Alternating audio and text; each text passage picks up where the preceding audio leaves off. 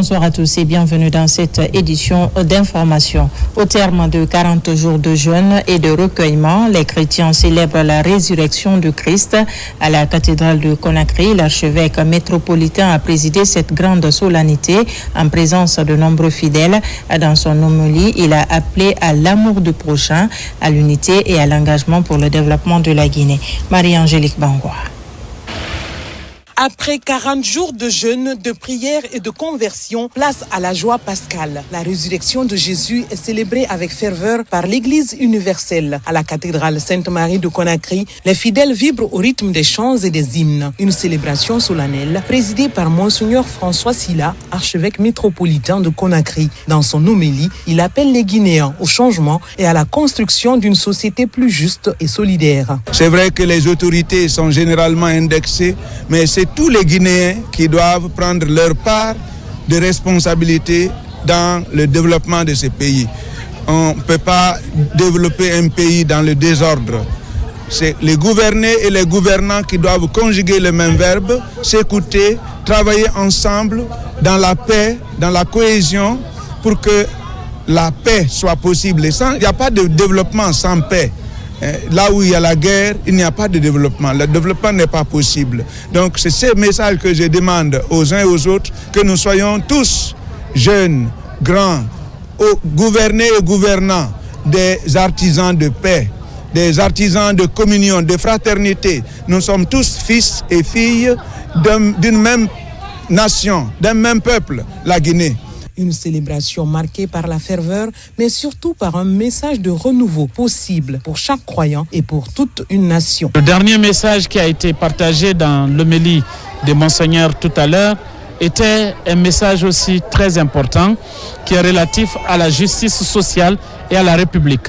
La République par le respect des institutions, mais aussi un appel pour le rôle que doivent jouer les institutions de la République pour le bonheur et la prospérité du peuple de Guinée. Ces messages sont des messages importants et corroborent parfaitement avec le message adressé au peuple de Guinée et particulièrement à la communauté chrétienne par le président de la République, le chef de l'État, M. Mamadi Doumbouya. Il y a plus de 2000 ans, il y a un sauveur qui nous est né, mais surtout notre foi qui prend sens à Pâques, parce que ce sauveur est venu donner sa vie pour nos péchés, pour nos peines, pour les fois où nous pensons que nous avons tout perdu, pour les fois aussi où nous pensons que la joie qui règne dans notre vie vient de lui.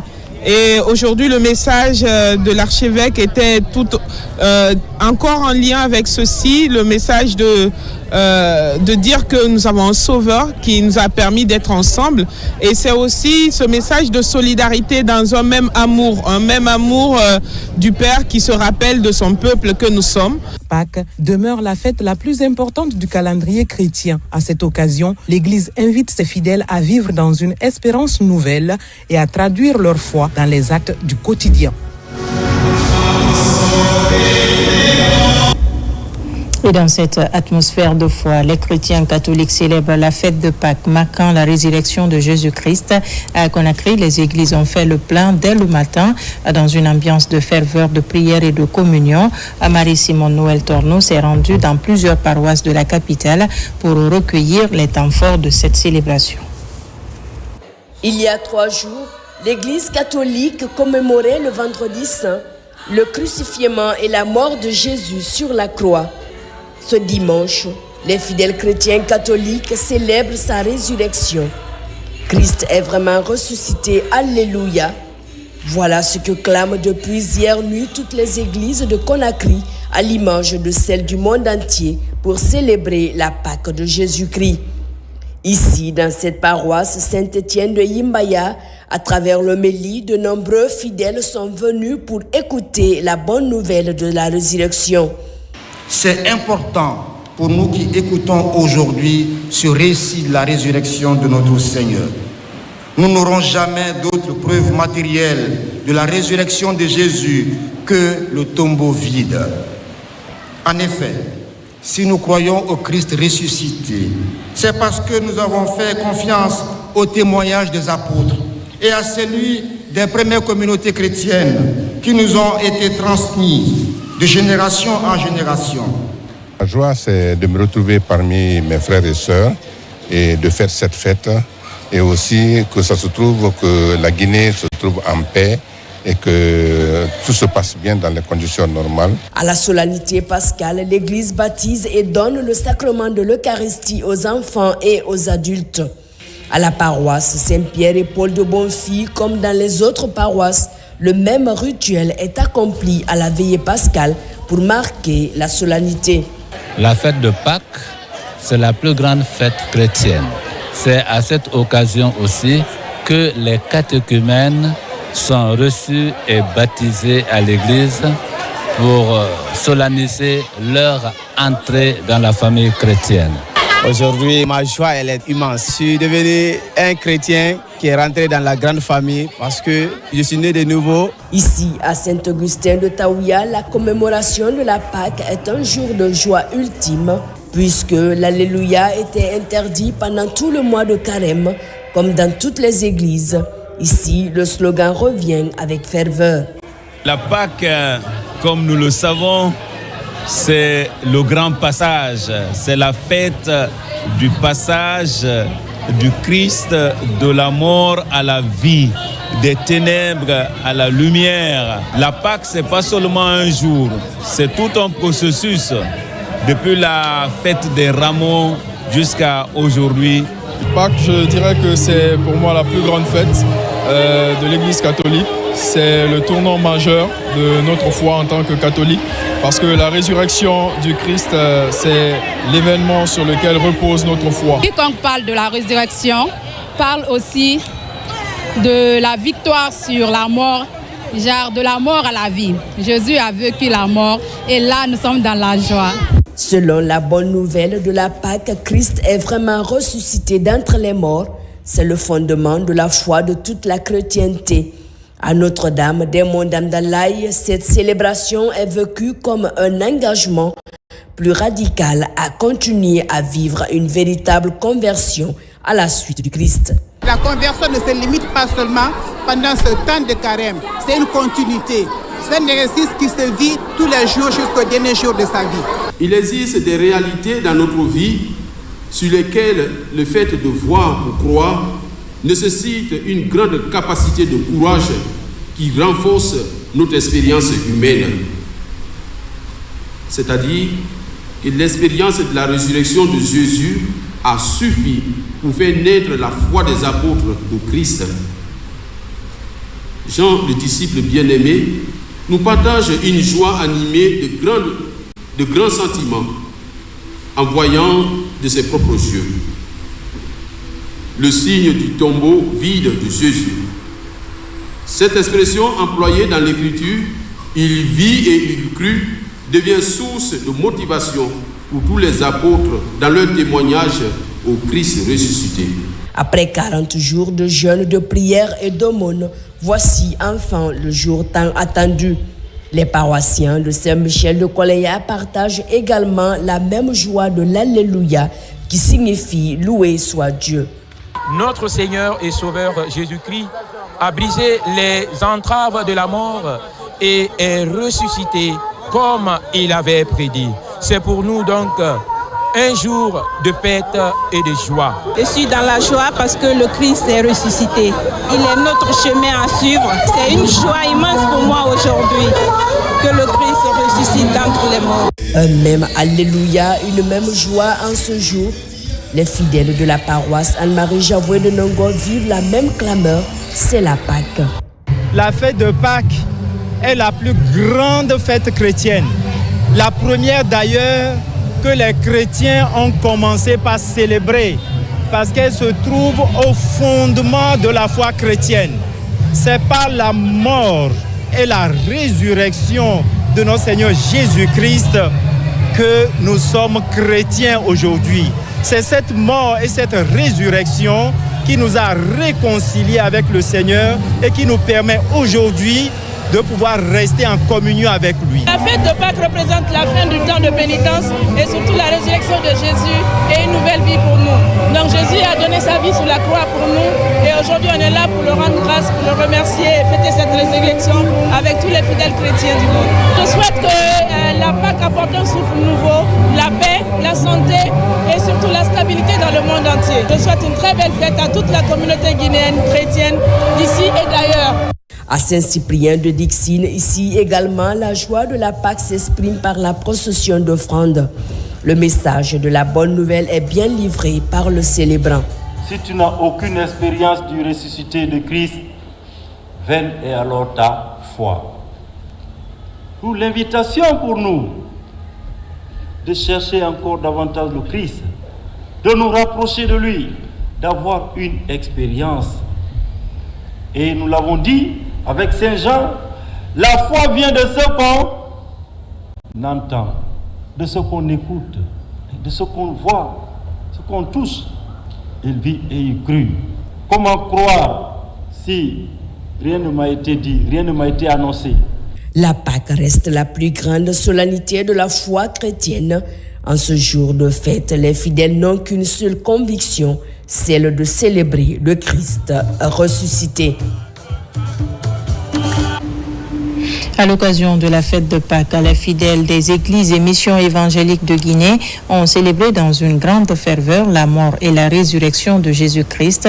À Conakry, cette journée de foi a été également ponctuée de prières pour la paix et la stabilité de la nation. Regard sur cette célébration avec Pascaline Yomalo.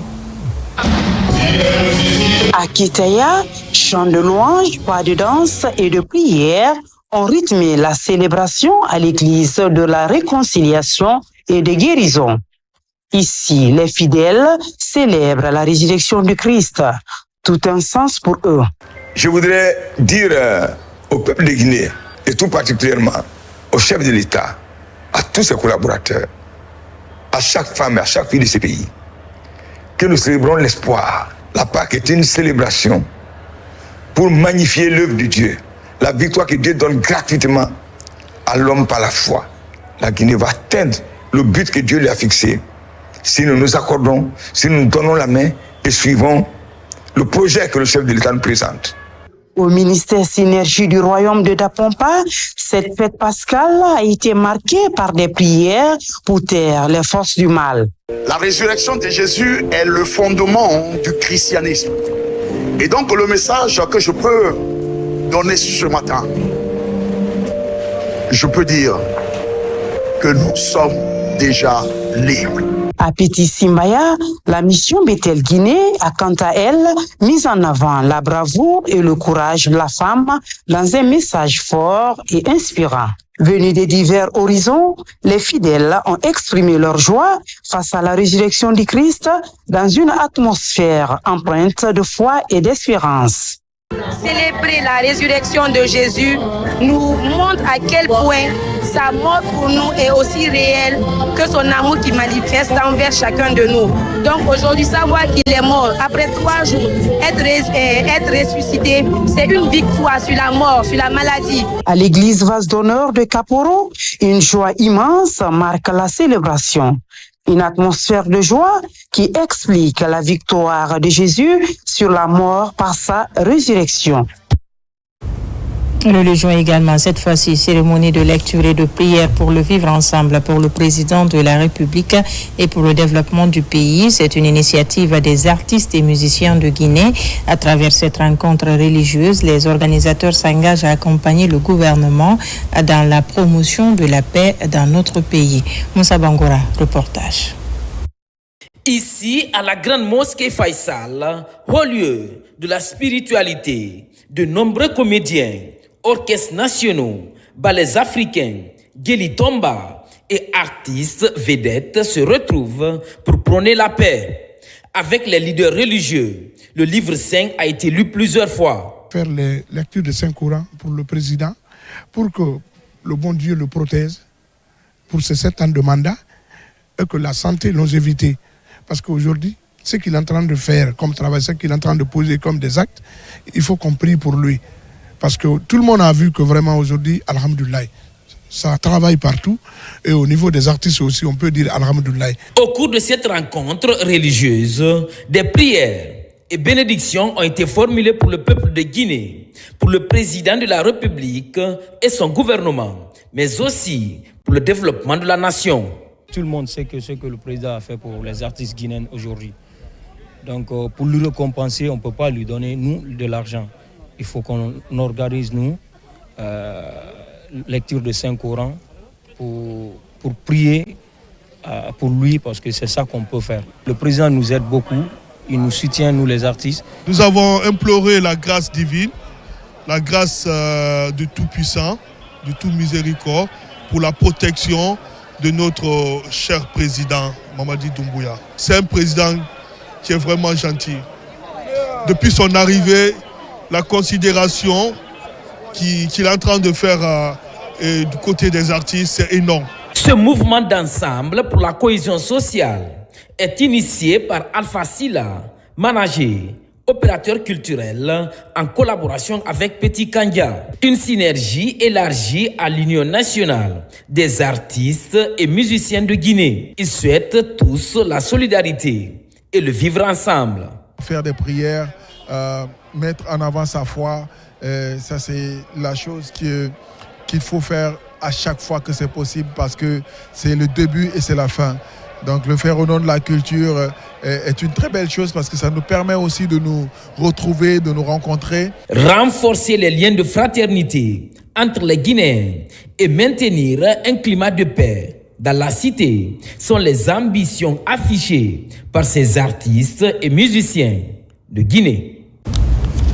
Et pour terminer, berceau de l'Empire Manding, Niani, dans la préfecture de Mandiana, a accueilli ce dimanche le Forum international du Manding, une rencontre marquée par la présence des descendants de Soundiata Keïta, des représentants des anciens territoires Manding et du ministre de la Culture. Au-delà des retrouvailles, les participants ont réaffirmé leur attachement à l'unité et aux valeurs héritées de cette grande civilisation. La cérémonie s'est achevée par la pose de la première pierre d'un musée pour la préservation et la transmission de cet héritage. Depuis Niani, Mamadou Djoumaba, Kelfala Mané, Ousmane Ba et Abdul Karim Kamara. Tout d'abord, une veillée d'armes à Niani qui traduit l'excellence des relations entre des peuples issus du Grand Manding.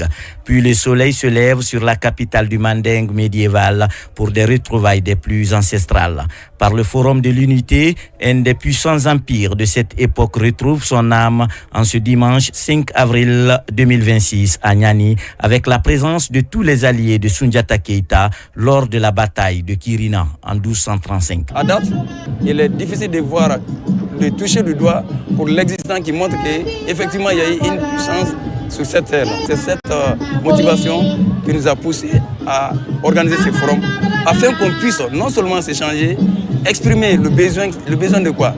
Rappeler nos valeurs ancestrales. Ces peuples sont venus du Mali, de la Guinée, du Libéria, de la Sierra Leone, de la Côte d'Ivoire et d'autres pays, avec un seul esprit de corps. Hier, aujourd'hui, plus que jamais, malgré les vicissitudes, les heurts, l'unité du Manding ne sera fissurée pour rien au monde. Depuis le 5e siècle, Niani existe. Ce qui est prouvé d'abord par les recherches archéologiques. Mais Niani est là, demeure et reste. Nous, la génération actuelle, notre objectif, c'est de réhabiliter cette capitale-là de Soundiata Keïta. Mon grand-père est le 14e descendant de Soundiata. Son grand-père aussi est le 7e descendant de Soundiata qu'on appelle Massagré. Je ne peux que remercier le président de la République. Chaque année ou chaque 2 ans, nous organisons. Mais c'est la première fois qu'un ministre de la Culture se déplace pour venir dans cette activité. Mais en se retrouvant ici sur les traces de Soundiata Keïta, chaque entité estime qu'au-delà de cette unité Manding, le travail de continuité demeure, la persévérance afin de faire mieux que les dévanciers. C'est pas pour rien que Moran Soundiata a élaboré la charte de Kouroukanfouka, mais en réalité, c'est pas fait pour lui, c'est fait pour la postérité. Donc nous devons, n'est-ce pas, respecter tous leurs engagements. Rien ne doit se gâter et tout doit se construire. Ce forum auquel je participe, qui est un forum d'intégration, un forum de dialogue, un forum de construction commune, un forum qui constitue un véritable rempart contre les conflits. Je tiens, au nom du président de la République, au nom du Premier ministre, à vous dire que désormais, toutes les éditions de ce forum bénéficieront d'une subvention de la part du ministère de la Culture, du Tourisme et de l'Artisanat. Cerise sur le gâteau, le gouvernement, à travers le ministre de la Culture, lance les travaux de construction des musées. Un temple où tous les objets de Soundiata Keïta et de ses successeurs seront exposés, une manière d'abriter la mémoire collective du Manding. Fin de ce journal. Merci de votre attention. À tout à l'heure pour la grande édition du soir. La Guinée, notre paradis, terre de richesse et d'innovation.